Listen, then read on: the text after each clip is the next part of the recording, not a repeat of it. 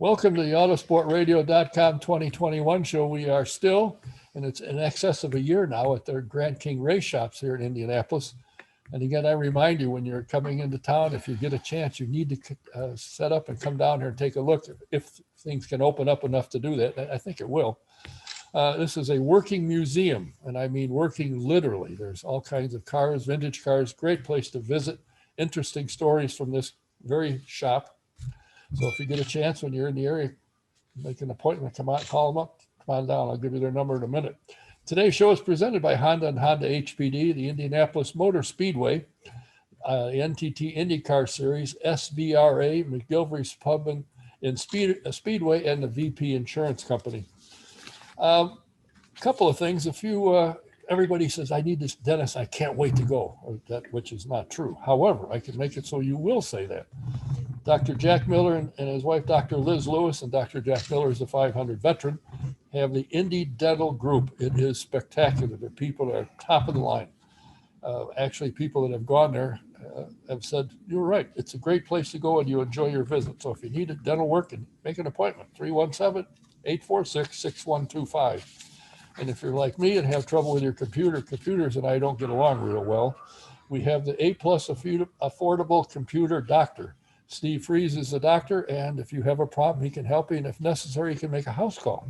So call him up, tell him your problem, see what he can do to help you. The number is 317-328-0766.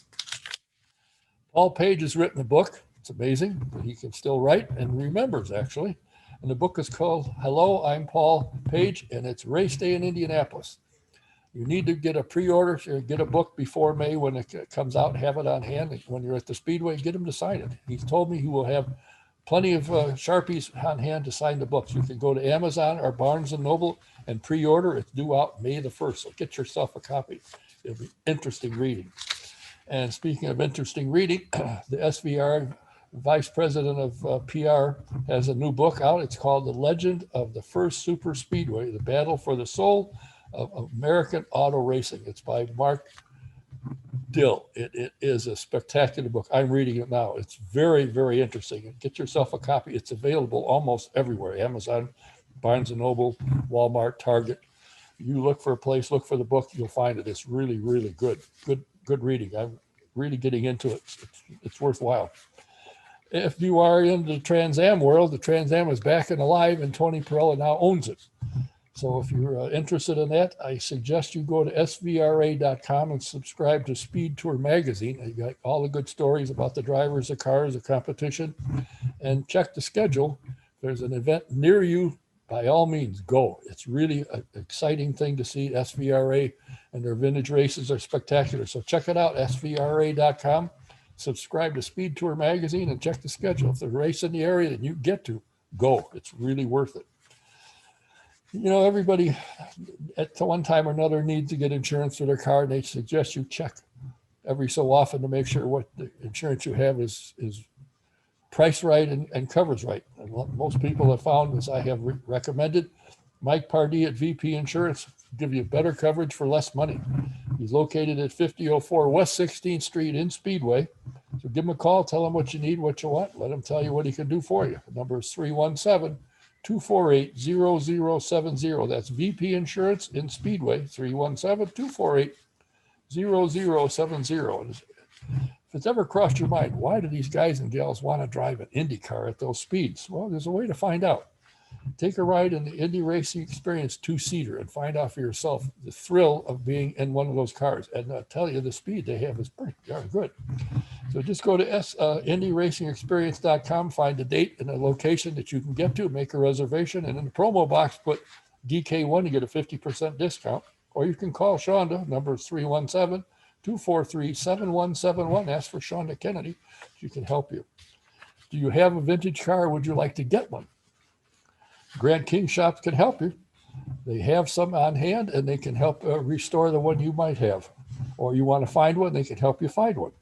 Give them a call, tell them what you have or what you're looking for, and while you're on the phone, see when you come in and take a tour of the shop. You'll enjoy it. Trust me. Number is 317-820-95. My guest today is a gentleman who's very highly ranked in the world of motorsports. He's born and raised in Indianapolis, but he has sashayed the country since then. He is the owner and founder of Team E Racing, and he is now the owner and founder and CEO of the Lucas Oil Driving School, which has been hugely successful. He's been involved in motorsports for a number of years, and he's actually gotten up today and had his 3 cups of coffee and is ready to go. Please welcome Mr. Neil Enerson. How you doing, Neil? Good. Thank you, Don. That was wonderful. What was the commercials or your introduction? Yes. What got you interested in racing? Did you yourself drive at any point? No, I haven't. I'm terrified of driving. Passenger cars are my limit. Or just growing up in Indianapolis, the good old days where you had the radio in the backyard with cookouts, and it was it was just part of life growing up in Indianapolis. And once the Indy 500 and the Indianapolis Motor Speedway gets you, and you've been there, anybody that hasn't been there, if you don't want to be hooked on racing, then don't go, because if you go to that race, you will be hooked on racing. I can testify to that. I fought it for a number of years. A friend of mine finally got me down here, and I'm still here. Those cars came out of turn 4, and that was it. It's amazing. It's amazing. The number of people that are there, and the cars, the speed, just the entire experience is just unmatched to anything else that you could ever do. So what got you hooked to the point where you became more than a fan? You became involved in the sport. You own race teams. You've been involved at the fighting and the inside. What got you into that part of it? Probably a mental disorder of some sort. No, it was just for myself, and it just seemed like I had kids, and RC's 5 years old and played with just a lot of Hot Wheel cars. He just loved them. He spent hours and hours on this mat in the living room floor, just moving the cars around and having a good time. And his mother said, "Hey, there's this track out near here that maybe when he's old enough, we could get him a go-kart and go out there." So that was the beginning of a lot of money. So it was funny growing up in Indianapolis. Comet Kart Sales was the Rupp mini bike distributor, and I bought one of those as a kid, way back. I mean, that's back when Fred Flintstone was probably pedaling around.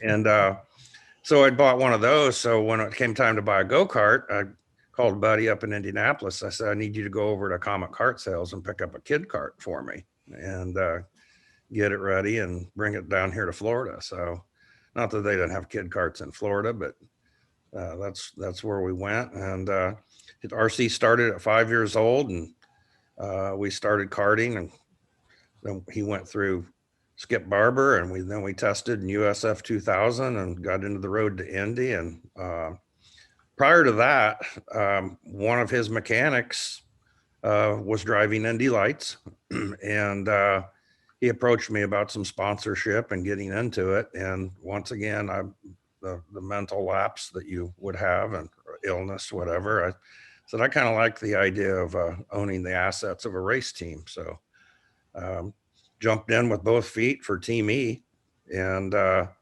we understand what it takes for a new team, but we did come in first class and did it right in a horrible year in 2008 for the economy. But we won our 6th race with a pretty stout Indy Lights field of drivers and teams. Second, and we won Milwaukee of all places for the first race. That seems weird, but then we got second in Nashville, and then we got the fastest race lap at Indianapolis Motor Speedway in Indy Lights, beating Ed Carpenter's 4-year-old record. And that held for another 4 years. And I believe we sold our car, and our car again broke that record. I'm not sure exactly how that worked, but for a brand new team, that was pretty good. And I didn't expect RC to be driving at that time at all. It just hadn't crossed my mind. It's something I wanted to do. And so next thing I know, he's in Indy Lights and IndyCar and such, and we saw his progression through things, and headed into looking at Skip Barber, and saw where they were, and thought that there seems to be an opportunity here to do an upgraded, relevant new car for a school for paddle shifters and more data in every car, and went on to the next venture of starting the race school. You have mentioned, and I was going to get to that, but you jumped ahead. For those of you who aren't familiar, his son, Neil's son, is RC Enerson. He's a very accomplished race driver. As a matter of fact, in his first race in an IndyCar, he'd never raced one before, at Mid-Ohio, he was set for a top 10 finish. He had driven, and everybody was really impressed with what he did. He didn't get in anybody's way, but then if he had a chance to get by you, he did it clean, and he impressed a lot of people. He's done very well, and is, under your guidance, is looking for the right opportunity. There's the young man has the talent, he has the know-how. You got to get a team that can give him the car, and he can win, and that's in the works now. But your school, what prompted you? I mean, Skip Barber's been around for a long time, but did you have the idea that you had a better way to prepare kids to go on, as RC has done through the Road to Indy program? I wouldn't say a better idea to prepare kids, a more relevant equipment. Driving's driving. These coaches that are out here are really good. And if you give them the proper equipment to teach these young up and coming kids to drive, they do even a better job. So we saw everything. We took a lot of flack for talking to some people and telling them we were putting paddle shifters in the school cars and things like that. And they were talking about, oh, they need to learn to heel toe, but now everything's paddle shifter. So I think we called that one right for the kids to learn. And we run things a little backwards at the school than some of the others, I think, because we put the mechanics in charge of the instructors, because the instructors just need to do their job to teach them, and not and let the mechanics take care of the cars and give them the right cars that they get the most amount of track time with the best equipment. Is all about that track time for learning and teaching kids. When you get kids first come up, do they understand the car? Can they tell the mechanic, well, this is what I feel, it's loose, or it's understeer? Do these kids coming up to you understand that, or is that part of what they learn with the mechanic? Well, they're not really engineered. The cars are a spec setup. I would say we have the narrowest window. If anybody tells you the cars are equal, they're not telling the truth. It's how narrow of a window of equality between the cars can you make it, because every car is different.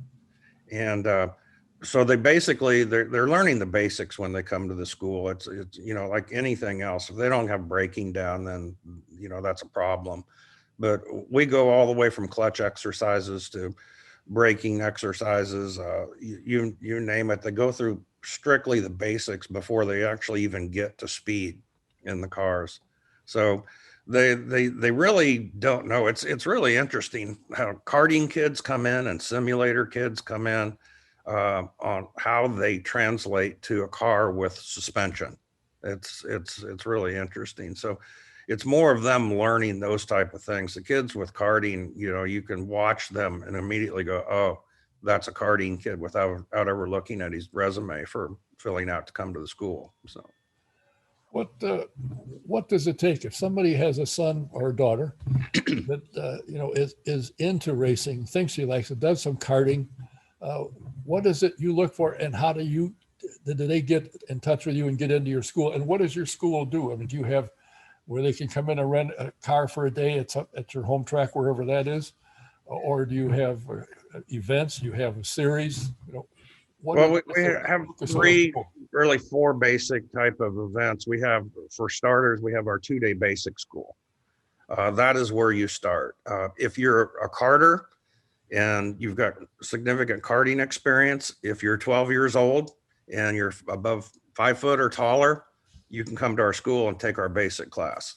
And those, then you would move on to the 2-day advanced class after that. And that's two lapping days with data and instructors helping you go out and hone what you've learned in the 2-day basic. Then you move on to our race series. And it's 18 races over 6 events. And we provide a $75,000 scholarship towards a full season ride in USF 2000. So in other words, you have to win our championship. You have to have additional funding above the 75,000 to go to USF 2000 and start your journey in the road to Indy. Then we have corporate events. Great sponsor with Cooper Tires. They've brought people where they've rolled out new tires. We do charity events with Ryan Hunter Ray's Racing for Cancer event we've done for 3 or 4 years at Laguna Seca and at Palm Beach. I think late this year we're doing one for him at Homestead. So those are the areas that we do. But if you're 16 and you've got a license, you can come to our basic school and start your journey. But the karters, we've got the diversity of the people that we have coming to our school is unbelievable.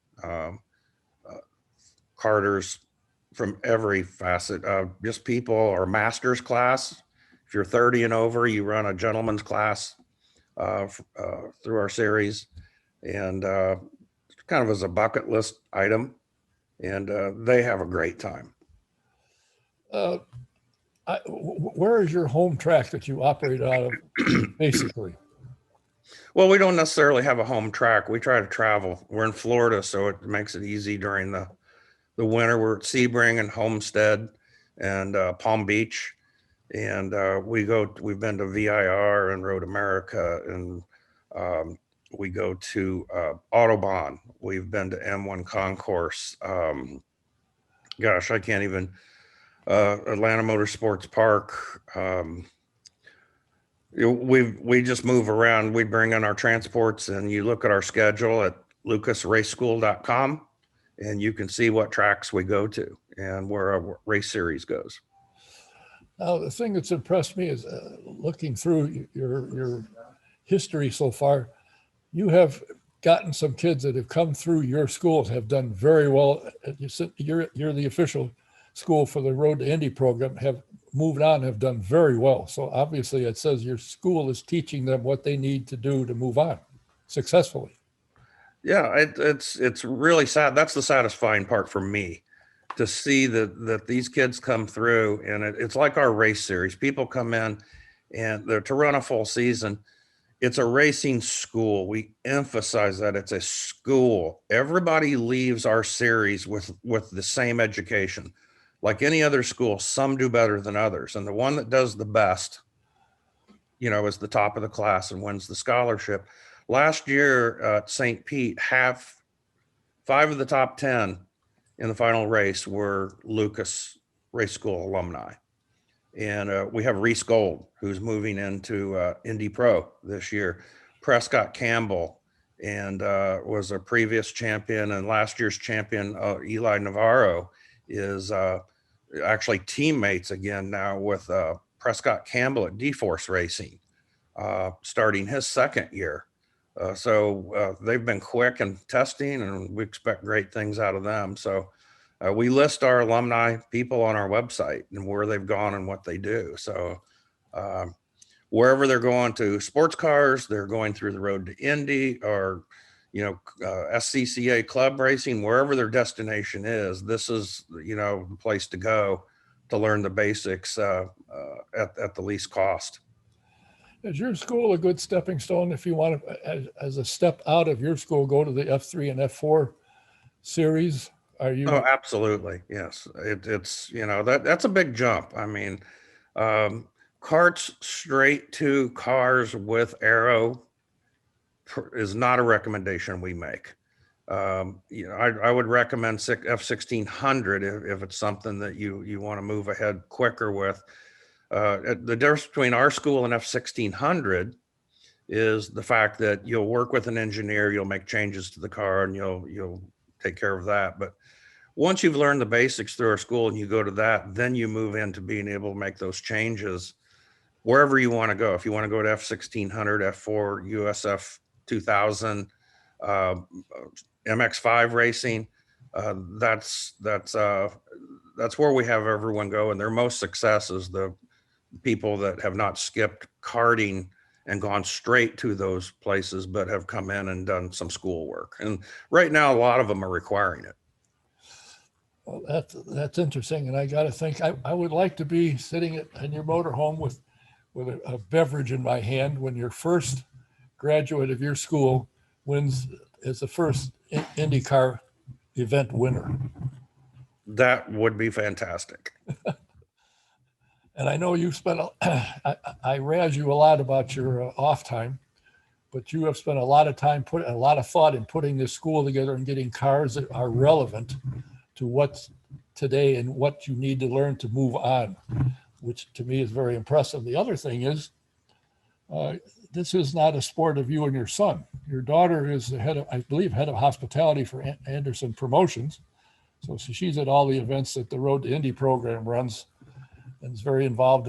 And plus she does a lot of work for the school.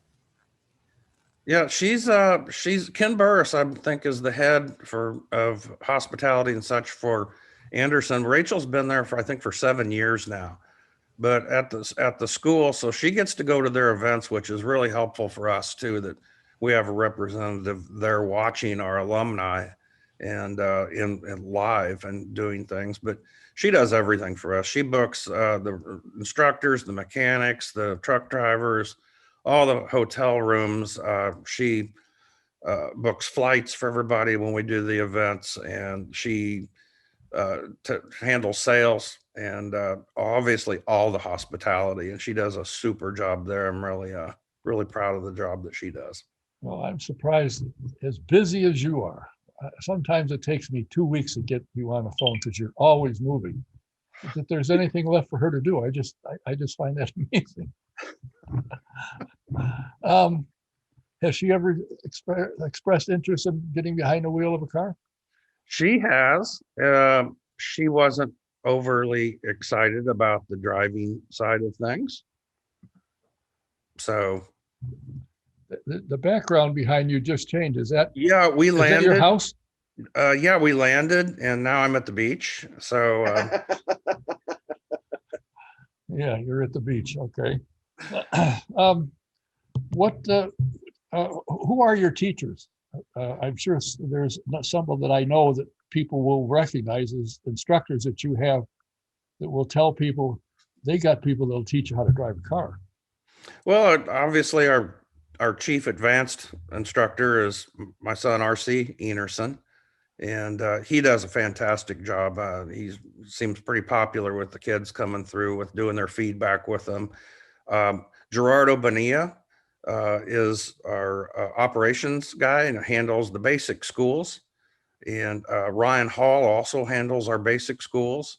We've got Glenn McGee and Celine Rowland, two guys that Glenn comes from sim racing, and Celine Rowland just won the MX5 race at Sebring by it was like photo finish. It was unbelievable. So these guys are active and they can walk the walk and do it on the track as well as do the instruction. We also have Pippa Mann that comes in, and she does a great job for us. So it helps out with the wide array of people with the diversity that we have come in. Emily Lynn Scott was coached in our school in our series by Pippa, and she's moved on to F4. She's I think they're running this weekend at Road Atlanta.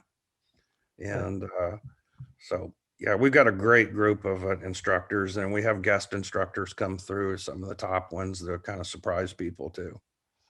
How many cars have you got currently in your series? We have 20 cars, and boy, that's a lot to keep those cars running essentially like a concession car. But we've got some of the best mechanics that in pit lane that make sure everything keeps running as smoothly as possible. They're race cars. Race cars break, and we keep that to a minimum. I think everybody's been very, very happy with the quality of product for a car we've put on the track for them. You know, something that's always impressed me, and I hate to say anything positive about you, but I think we have to break down and do it.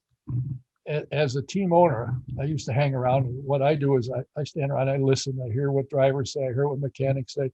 But I've noticed that when you own Team E and your son was driving at the time, you weren't in the middle of telling everybody what to do. You hire people to do a job, you let them do it. That's what they're there for. They don't need you pointing around. And that's always impressed me, that you've been an owner that's hired the people to do the job and you let them do it.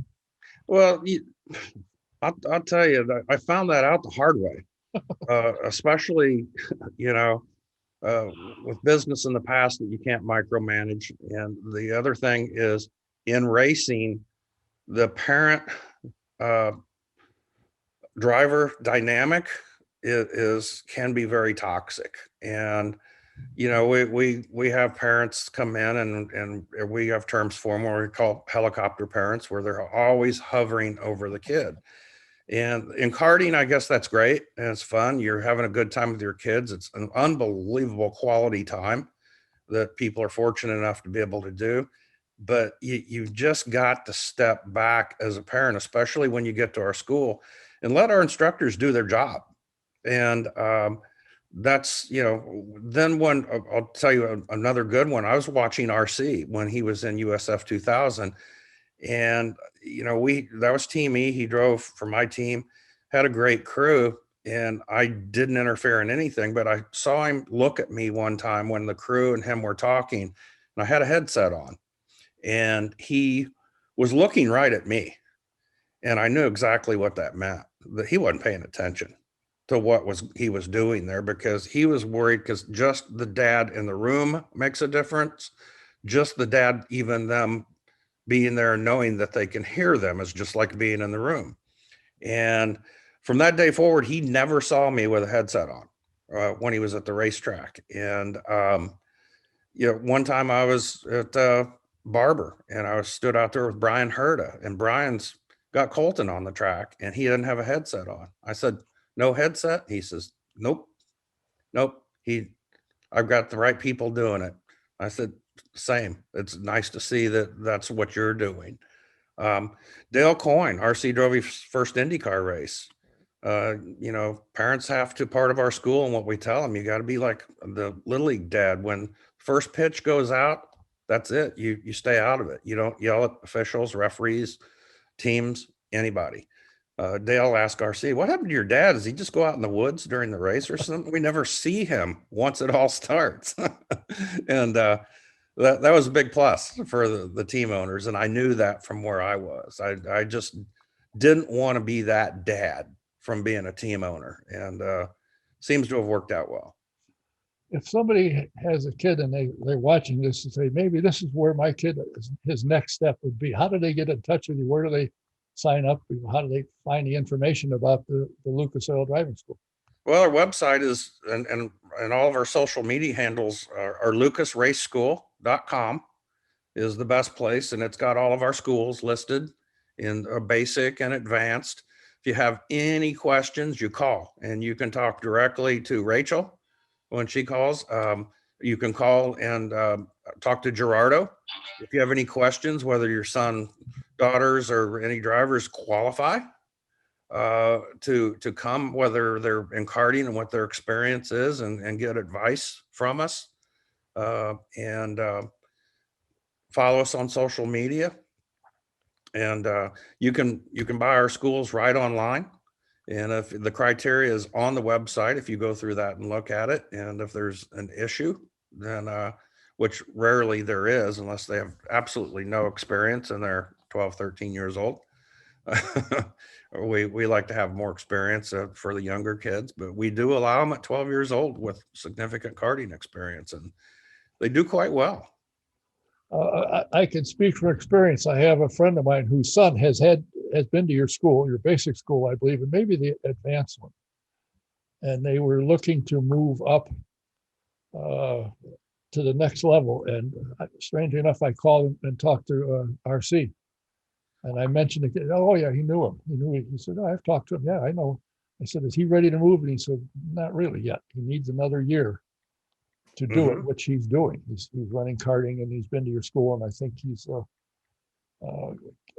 I believe he's going to run here at Whiteland and get some laps in an F3 car or an F4 car when they do some testing. So your people do observe and pay attention. And when I was surprised that of all the students you've had, I mentioned this kid's name, and RC says, "Oh yeah, I know who he is." I talked. Yeah, there's nothing wrong with going out and getting some testing with USF 2000 teams or F4 teams. And we did that with RC a little bit, where we called it pointing your compass. So when you're learning something, you come back to our school and you're learning, you've got an idea where you're headed. We do not recommend just jumping in and saying, all right, I'm in for the race season. It's a pretty expensive way to go for the results that you'll get. But absolutely, we tell people go test with these teams and get an idea what you're up against and where you're at, and get a gauge where before you jump in and waste your money or sponsors' monies running around at the back. Because as a rule, our drivers, when they leave, they're not running at the back. You're not going to want a Lucas Oil train driver in your rear view mirror. One way or another, one slip and he's past you, or she's past you, as the case may be. You have a lot of female students? Yes, we have a lot of diversity. It's nice to see where things are going in racing with the diversity. We've been doing that for 6 years.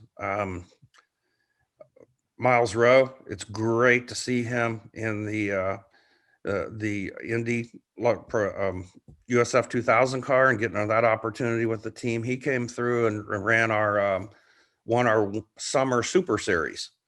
When he first came, his progression was incredible for where he drove from the first time he was there, driving through to win that.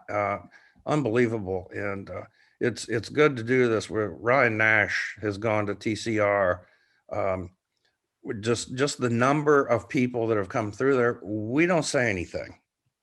We don't go out there and advertise and make a big deal of it. I thought that's the idea of diversity, is the inclusion, and it's just normal, and that's what it is for us. And that's we don't see any reason to make a big deal out of it. Oh, and let's face it, when you put a hat on and pull the shield down, you're there as a driver. It doesn't matter. That's right. How you got there. You're a competitor, and if they came out of your school, get out of my way. Here I come. Yeah, Emily Linscott coming in too from the UK. Honestly, she's the best female driver I've seen come through. She's right up there. It's anxious to see how she continues to develop, but she's amazing. Miles Rowe, Ryan Nash. I mean, we've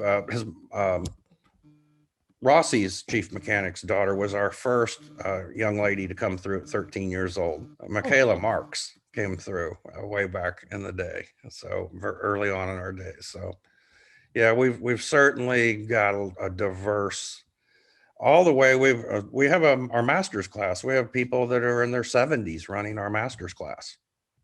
Really? Yes, they're fast. You think I could I fit in a car? I mean, would you take somebody 80 plus? Sure. Watch it. I'll tell you what, I'll stick with the happy hour. You and I do the yes. happy hour. And I'll We're watch pretty good at that.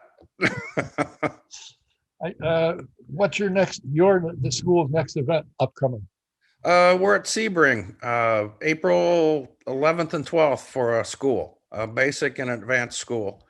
And then we go off to NCM, the Corvette Museum down in Bowling Green, May 2nd and 3rd for a school. And then we have a day off and we kick off our championship series at NCM for 3 days there. So we're ready to get moving.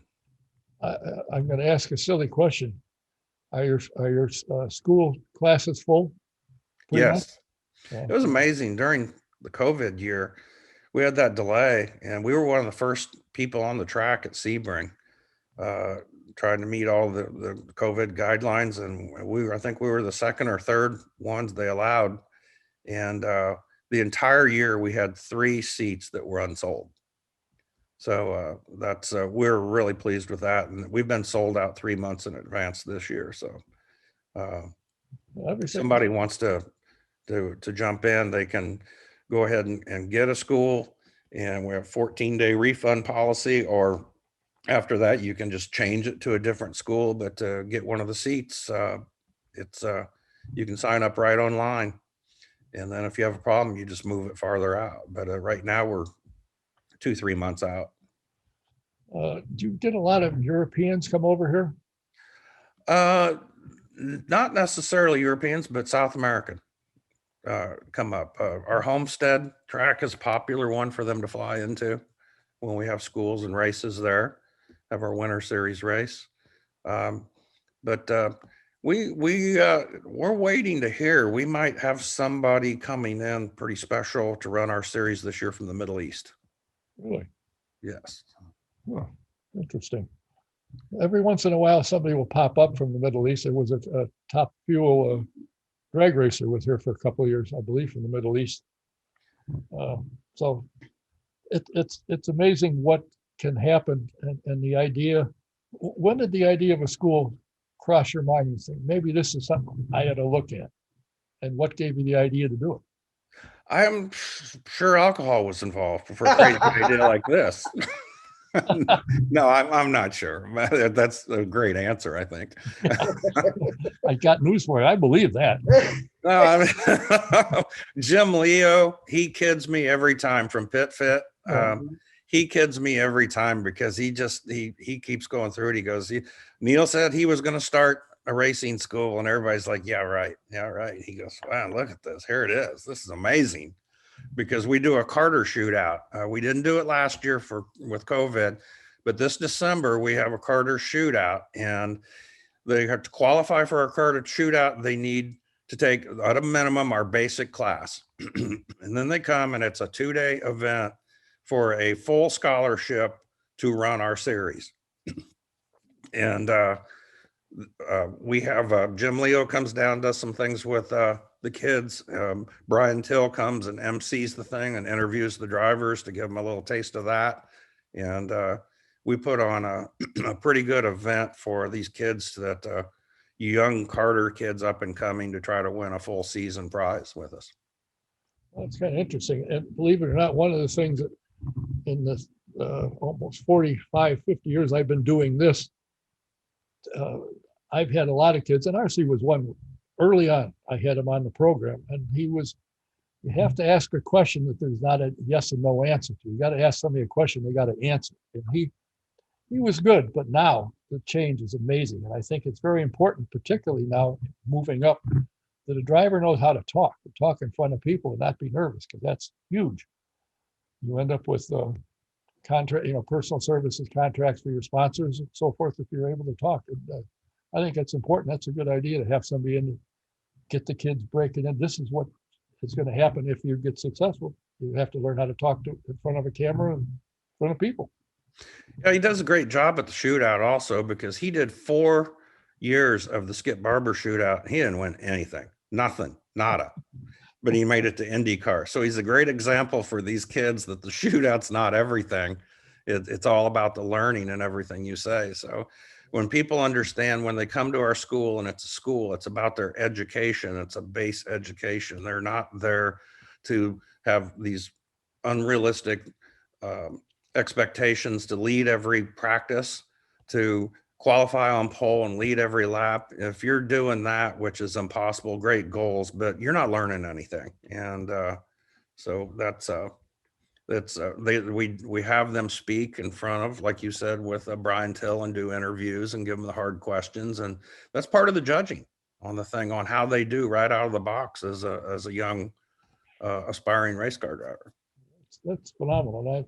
Everything I've heard from those who have been at your school, taken part in your school, and have been involved with people who did, everything has been spectacular. So my hat is off to you. I'm not wearing one, so you can see my hat is off to you. And I wish you nothing but success, and I look forward to seeing you hopefully in this coming season with IndyCar, if all things fall into place, we may see you from time to time. I think things look good there. So we're probably going to have some announcements soon. I hope so. And I hope that when it can happen, that you'll be calm and collected, and you'll have a nice cooler can in your glass in your hand. Probably. You'll probably be right there too. I hope so. Well, listen, I appreciate you taking the time to give people, because I've had a number of people say, "What's with this driving school? We hear you mention it from time. What's with it?" So I say, "Well, I'll tell you what. I'll get the guy that started it, and we'll have a chat about it." So hopefully, Well, thanks for having me, Don. It's always a pleasure to talk to you. Look forward to seeing you somewhere along the line this season. Thank you, Don. All right. My guest has been Neil Enerson, the founder of the Lucas Oil Driving School down in Florida. He's been a team owner, is a team owner. And if you want to learn how to drive a car, an open wheel car, and then move on, you'll learn the driving skills through his school.